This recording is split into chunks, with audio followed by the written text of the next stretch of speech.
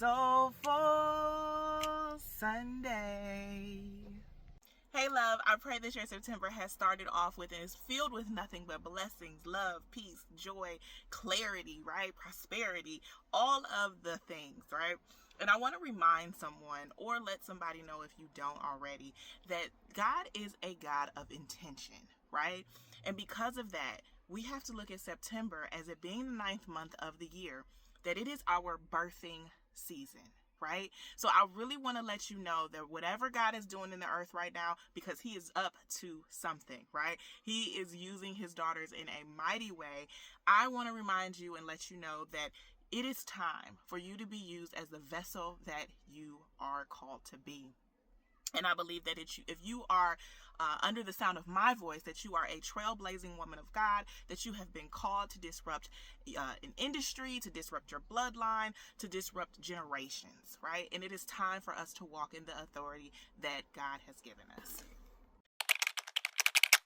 Today's Whispers from God, it has really been a reminder, right, for me. A few years ago, God told me how I was supposed to begin my childcare business. I started in 2017. I made the leap at that point in time to quit corporate. I had like a childlike faith at that point, right? And I was like, let's go. God, this is what you told me to do, so let's go, let's do it. And I did it exactly how he told me to do it until I did not, okay? And I really had to unlearn some things. I had to relearn some things. God took me through a season of pruning, and it really all helped me to get to the point that I'm at right now. And so that is remembering that everything, right, works together for our good. Romans 8:28, which is my anchor verse. It is my absolute favorite verse. I use that to really reframe my mind and to process and to navigate through any obstacle that I face.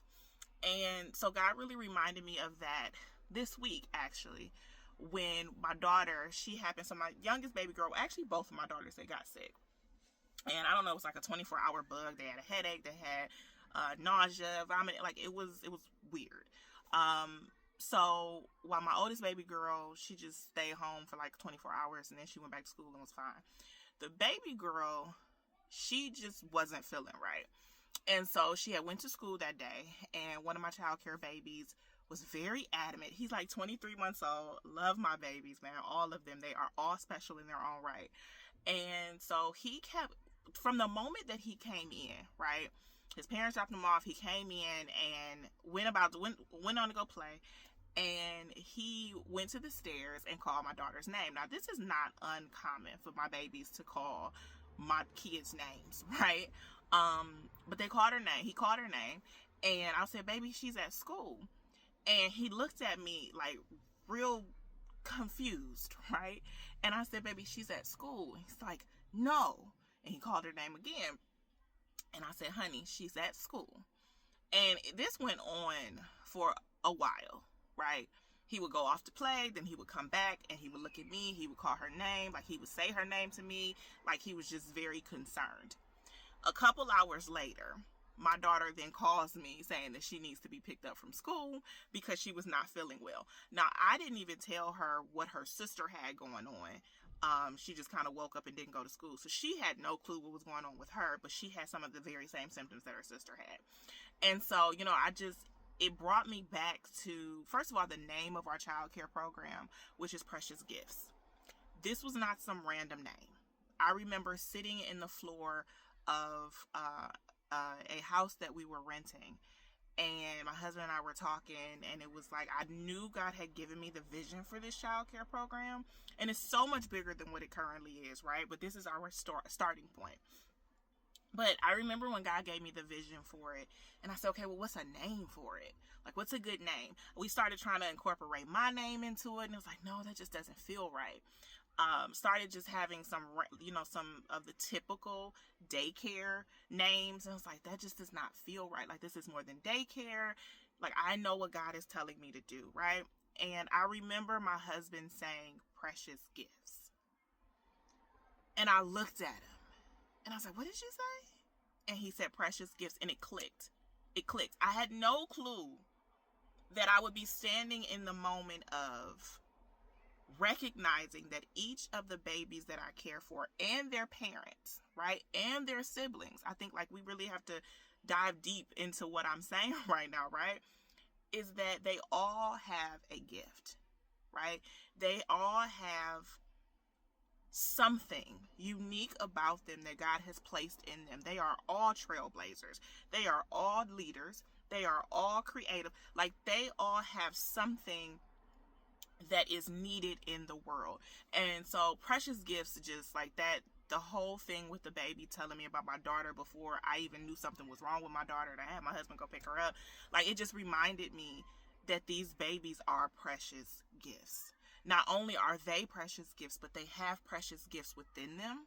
And so we have to understand that as parents, as moms, as educators, as aunties, as grandmas, we have to understand that we have to be intentional about the environments that we are cultivating for them, right? And I love to say that children, every child is gifted. Every child has a gift, right? Every child has a gift.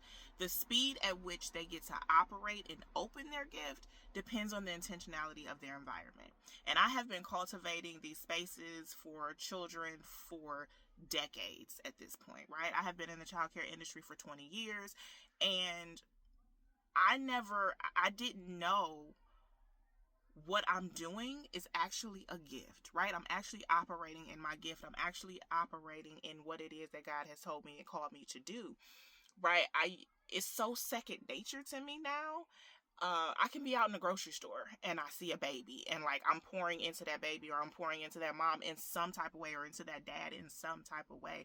And it's so second nature for me. Like, it just feels like breathing, right? It's something that I do that I don't think, I don't have a second thought about it, right? There's some things that come natural to me that other people look at me like, they call me the baby whisperer. Like, it's things that I'm just kind of like, what do you mean? Like, you don't know how to do this, or this isn't normal? Like, what do you mean? So I'm learning that everything works together for good, right? In this sense, right? In a business sense, right? I already know it in my personal life, but from a business perspective, I'm understanding that all things, right? My gifting, my anointing, the mantle that God has given me, the assignments that He has given me, the people that He has called me to, it all works in conjunction with my child care program, right? And for so long, I've tried to separate the two. I do remember when I started out that God was very adamant about it not being a Christian child care program. And what came to mind was a former pastor of mine. He always said, you can't clean a fish until you catch it. And that always stuck with me. And I remember once I started to understand what my gift was, I started to feel that tension, right? Between, okay, God, you said not to make this a Christian daycare or child care program, because get it right, we are not a daycare, right? We are an enrichment program. But you said that this is not what this is supposed to be, but yet this is how my gift actually operates within this program. So what is it supposed to look like? And I say all that to say that this year I am moving different because I'm different, right? There have been some things that I have been delivered from and broken free of, and it has changed me. It has shifted my identity, not just in the kingdom, but also as a mom, as a wife, as a business owner. It has shifted me completely. And so I just really want to remind you, or let you know, right, that God is a God of intention. And I promise you that if you seek Him with your whole heart, that everything will work out, right? Everything will. Like, I know I personally struggle with things being in order, in terms of, I will hold on to ideas. I will hold on to certain things that God has told me to do, because in my mind, oh, that doesn't make sense. I don't think that fits right here. And it's so much of me trying to not necessarily overthink it, but trying to make it logical, when my steps are already ordered by God.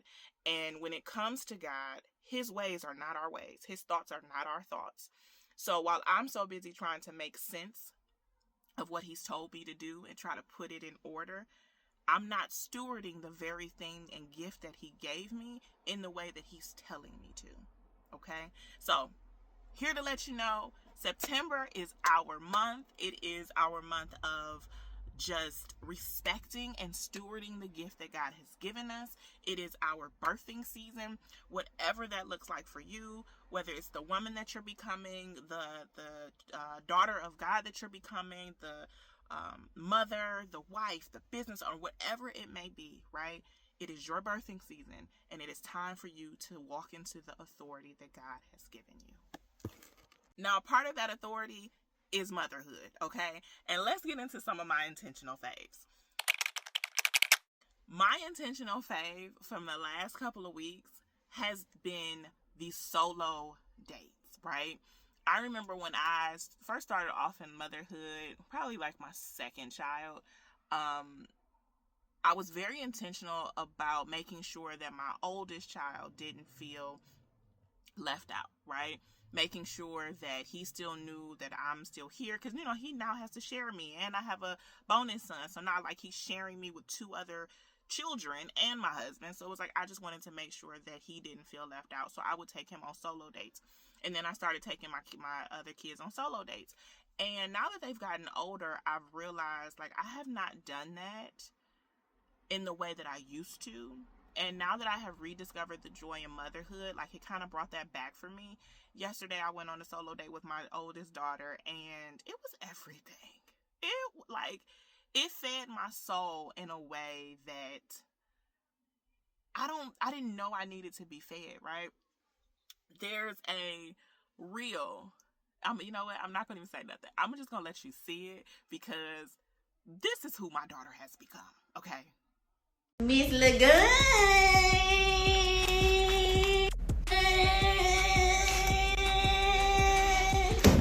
Ooh, ow. You can't be serious right now. Like, you just can't. Okay. I'm sorry. Don't be mad. I'm sorry. Listen, but wait. Miss Lagoon. Wait, what? What happened? It smell like bounce daddy in here. You know what? Bounce daddy. Literally smell like bounce daddy. I need to go see y'all obstetrician or pediatrician or whatever it's called. Can I go wash my hands? I need to go now. It always takes this class at least 7 minutes to get ready, get started, and on their... You tripping today. What's wrong with you? Get started. TT, you want to go? I'm not playing with you today. Miss Lagoon, go where? Okay, you think I'm playing. Oh, I got the paper. You ready to disown me? See?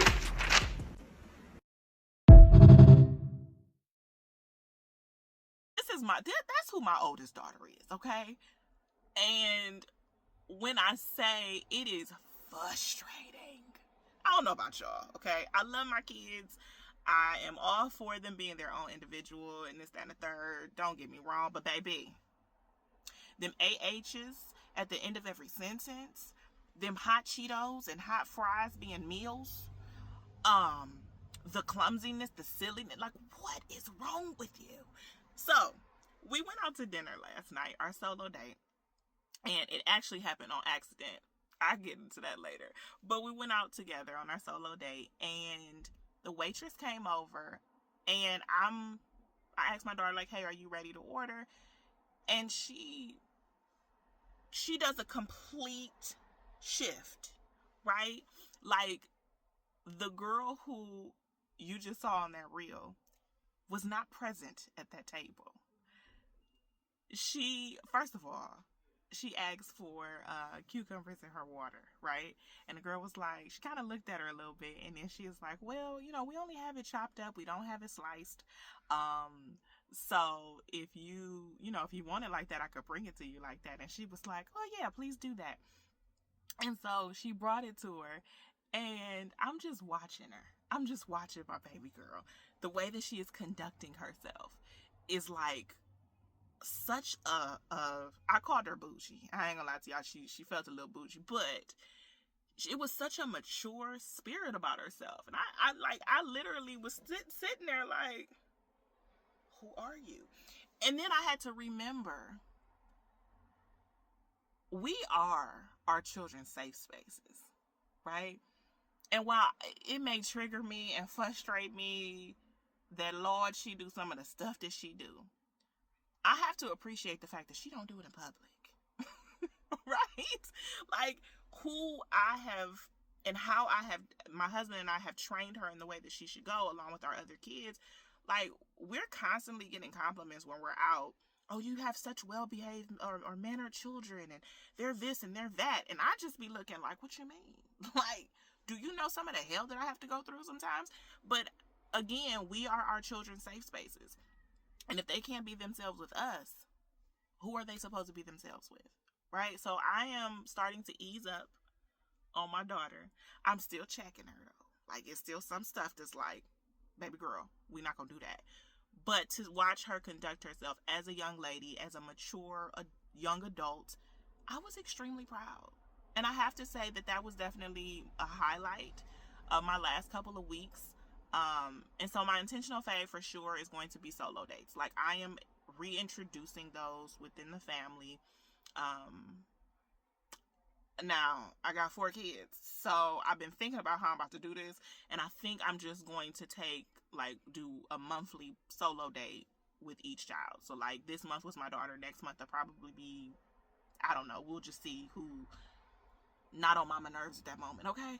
But I think that's how I'm gonna start doing it, and I'm gonna close off the month, October, November, December, close out the year doing solo dates with my kids, and hopefully we can take it into the next year with this.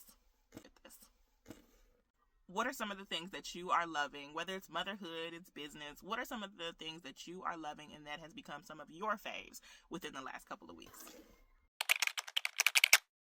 So again, right now I am unlearning some things, and I think I'm always going to be on this journey of unlearning, relearning, rediscovering something, right? And especially as I know I told you a couple weeks ago, I am in the process of writing my very first solo book, which is super exciting. And so on this journey, I'm really finding that while I used to think like I've arrived or I've healed, I really have not even touched the precipice of where I'm going, right? So while one level may feel conquered, I then reach another level that's like, that actually hit this nerve. So I don't think I'm as healed as I think I am. Nor have I, like, I've definitely taken the language of I've arrived, because baby, where? Right? Until I am in front of Jesus, baby, I have not arrived anywhere. Okay, but I'm really starting to understand that this is truly a journey of rediscovery. Like I said, a journey of healing, just a journey of stewardship, right? And one of the tote bag gems that I am carrying with me and putting into my tote bag is that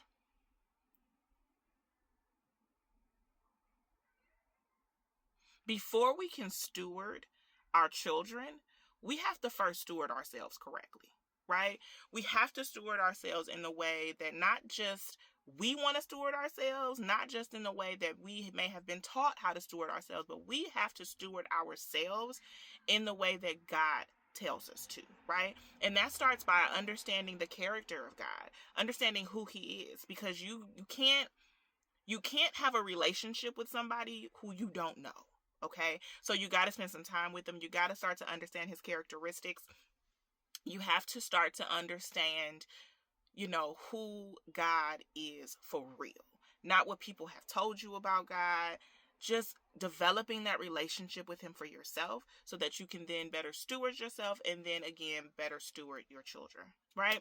Another tote bag gem that I am carrying into forever with me in my tote bag is that joy does not come fully developed, right? And I don't know why. Like, in my mind, I felt like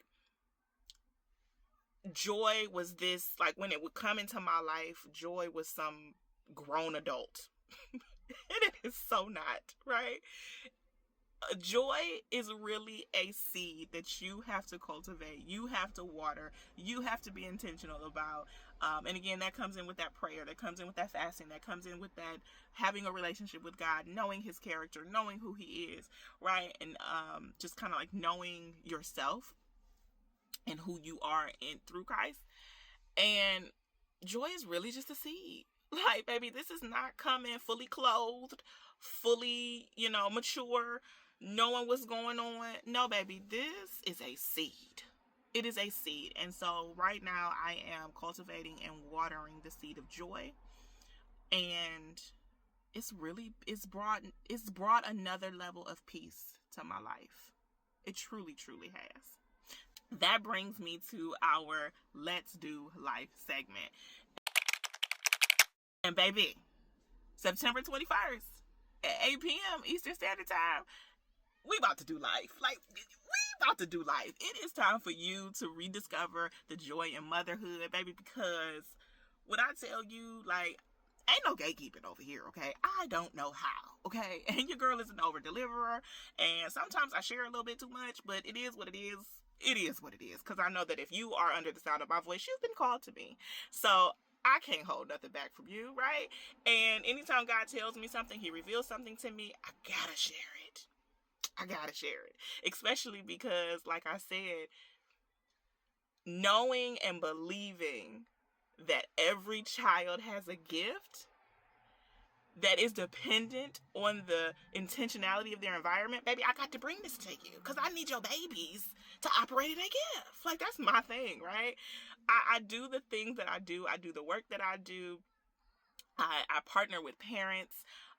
The way that I do, I partner with called women of God who have an influential impact on the lives of children, right? I do what I do because I need your baby to operate in their gift. And baby, they can't operate in their gift if you not. Okay? So we got to get you together. So I'm going to need you to go ahead and register for our virtual pajama party. It's happening over on Zoom, September 21st at 8 p.m. Eastern Standard Time. It's going to be a time. It's going to be a time. It is a candid conversation, right, with other women, other moms, aunties, what have you. So, invite one of your girlfriends, invite somebody, invite your child's godmother. Like, this is just going to be a very candid conversation where we are all sitting in the well, right, and sitting at the well of other women who they may be just now discovering joy, what it actually is. They may not have a clue what it is. They may have once had it and now are rediscovering what that looks like. Whatever level and stage that you are in, this is for you. You will not only walk away being refilled, but you will have an opportunity to release, right? What is no longer for you, to refill what is for you, to pick up the things that God wants you to have in this season, right? For your birthing season, okay? It is time for the fruit to become visible, okay? And again, before we can do that, we have to steward ourselves so that we can steward our children. All right, I love you to life. This has been an amazing SoulFull Sunday. I will see you next time.